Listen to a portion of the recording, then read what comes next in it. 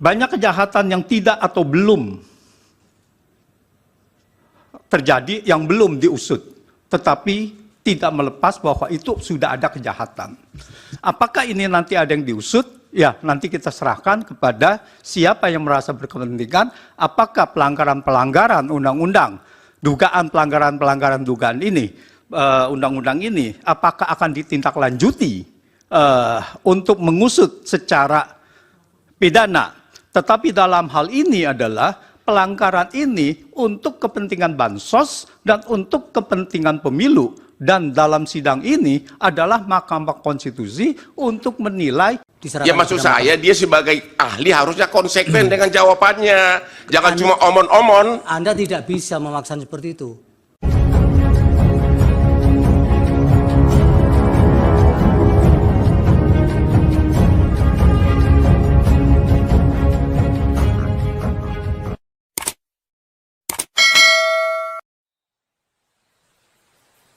Jangan lupa subscribe. Jangan lupa subscribe. Assalamualaikum warahmatullahi wabarakatuh. Sahabat BN, jumpa kita kembali. Ini menarik sahabat BN. Ketika kemarin hari Senin tanggal 1 April 2024, ahli dari paslon nomor urut 1 tampil menyampaikan penjelasannya di hadapan sidang dugaan kecurangan Pilpres 2024 Mahkamah Konstitusi. Ada satu momen yang cukup menarik, bahkan terlihat cukup unik. Kenapa dikatakan demikian? Kuasa hukum dari paslon 02 Prabowo Gibran tampak seperti panik sehingga terkesan emosional. Hotman Paris dan Yusril di sini terlihat seperti ingin memaksa ahli ini untuk menyampaikan sesuai dengan keinginannya. Tetapi di sinilah tampaknya hakim Mahkamah Konstitusi tegas sekali di sini, sehingga persidangan ini benar-benar tampak tertib, jauh dari gaya persidangan pada peristiwa-peristiwa kriminal dan persidangan pada sidang-sidang pidana dan perdata lainnya. Pada kesempatan ini, sahabat BN, kita akan menyaksikan nanti detik-detik Hakim Ketua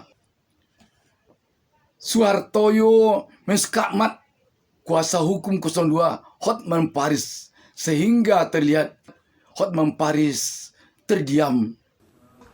Makasih yang mulia, saya akan bertanya. Sudah itu saudara Hotman Paris akan bertanya.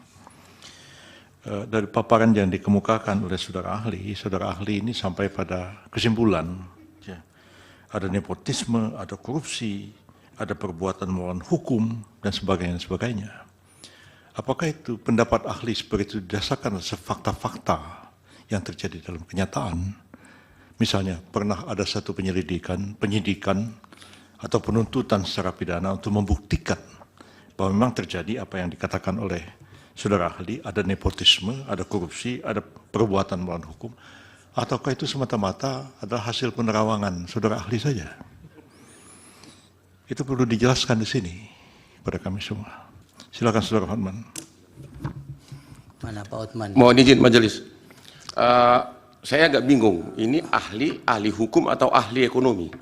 Karena tadi pendapatnya itu sudah melebihi ahli hukum. Pertanyaan saya, sekiranya pun benar tuduhan Anda, Jokowi melakukan tindak pidana korupsi, Jokowi melakukan pelanggaran undang-undang APBN, Jokowi melanggar tidak minta persetujuan dari DPR. Pertanyaannya, dan oleh karena itulah pemohon mengatakan pemilu dibatalkan dan diulang. Pertanyaannya, apakah MK, Mahkamah Konstitusi, berwenang dalam putusannya menyatakan oleh karena Jokowi melanggar undang-undang korupsi, melanggar undang-undang APBN, melanggar undang-undang bansos, maka pemilu harus dibatalkan dan diulang. Sementara tidak satu pun pihak tersebut sebagai pihak dalam perkara ini, baik Jokowi, DPR maupun para menteri. Boleh nggak MK mengatakan itu adalah penyebab harus dibatalkan pemilu?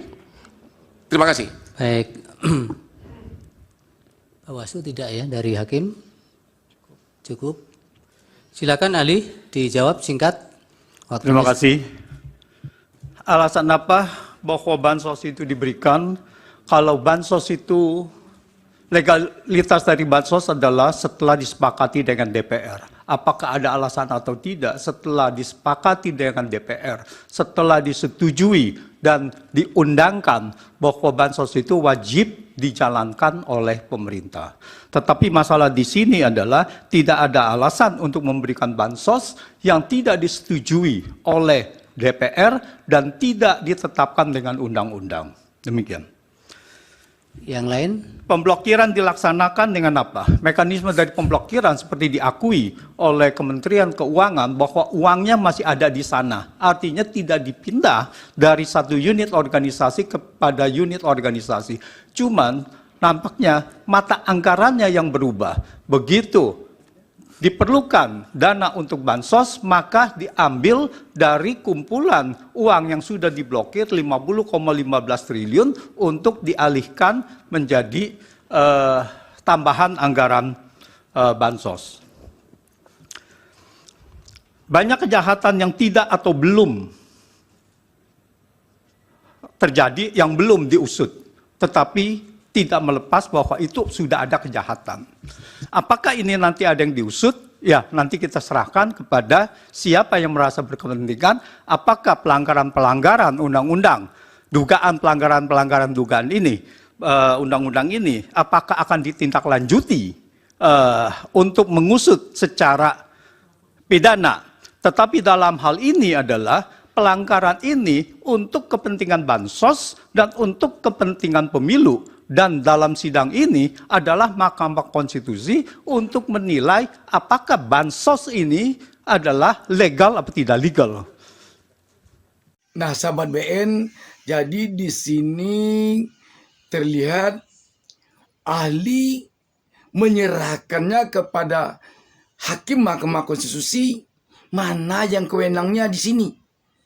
Apakah menangnya Paslon 02 ada pengaruh dari kucuran bansos ini menurut Mahkamah Konstitusi?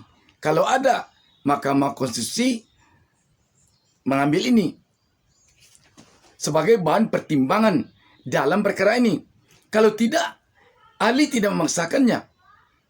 Dan yang terpenting sekali kelihatannya dengan penyampaian ahli ini, bukan tidak mungkin nanti kasus ini akan juga diusut secara pidana di luar perkara ini oleh pihak yang berkaitan dengan pidana yang terkait dengan kasus korupsi. Kita melihat dalam penjelasan ahli ini, dia telah mengemukakan bahwa menurutnya ada di sini dugaan kasus tindakan pidana korupsi. Nanti bisa jadi kasus ini tidak hanya sampai pada perkara MK ini saja. Bisa jadi nanti akan berentek belakang pada perkara pidana korupsi.